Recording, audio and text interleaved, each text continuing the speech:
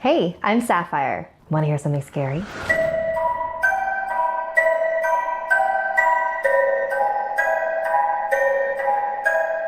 Gather around, good boys and girls. Daniel Millar, Emma Sweeney, and yes, you too, Richard Blackwell. Are you all warm and cozy? Good. Because now it's time for A Christmas Tale by Scott A. Johnson. 'Twas the night before Christmas, and deep in our bunker, my mom, dad, sister, and I did hunker. The streetlights were dark, no carolers sang, not even the blessings of old church bells rang. And beneath our beds, we all huddled tight and hoped he would pass by our house tonight. Everyone knows of jolly Saint Nick and the gifts that he brings on his single night trick, and the presents and baubles and candy and toys that he brings every Christmas to good girls and boys. But it wasn't the man with red suit and white beard whose annual Christmas visit we feared. Outside in the snow, we heard a loud howl, the crunching of ice and an animal growl. I heard it sniff by our window pane, then a deep, throaty laugh, and saw red eyes like flame. My sister and I both stared, horrified, and prayed that the creature could not get inside. But a moment later, a thundering pound turned our door to splinters all over the ground. I screamed as the creature into our home came, this horrible beast, Von Krampus by name. He was massively tall, at least 7 feet, from the points of his horns to his hoof-shodden feet. Across his back, what I mistook for a coat was the shaggy long hair of a filthy dead goat. And I cried and I swallowed my terrified pangs at the sight of his wickedly razor-sharp fangs. His claw-fingered hands looked ready for pain. In one was a bullwhip, the other a chain. He growled and he sneered and laughed for a while. Then he pointed at us and said, "Naughty," with a smile. My sister and I both shook with fear. What terrible things had we done this year? We tried to be good and thought we succeeded. We minded our manners, no punishment needed. We both made good grades. We neither one lied or cheated or stole. We had nothing to hide. But Krampus still came with his evil heart black, to steal us away, stuff us in his sack, to take us away to his punishment cave, where all the bad children forever his slaves. We turned to our parents behind them to hide, but they both shook their heads and sadly stepped aside. "You must face the music," my father lamented. Von Krampus then laughed, his expression demented. My sister and I hugged each other tight and prayed that someone could save us that night. And just when we gave up and all hope was gone, there came a loud clatter from out on the lawn. With a tinkle of bells, our spirits did lift.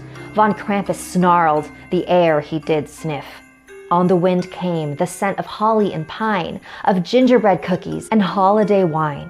In the doorway he stood in his suit of bright red. St. Nicholas came. We cried out and said, "Save us, St. Nicholas, there's been a mistake. We've been good all year. You can't let him take." "Hold on, not so fast." He raised his great hand. "There is something happening you don't understand. Von Krampus did come, that much is true. But the demon of Christmas did not come for you." At the demon we stared, both of us confused. He had to be here for somebody, but who? Then I started to think, and all became clear. Who'd been the naughtiest of all that year? The more that I thought, the more I understood. We children were fine, but the parents, no good.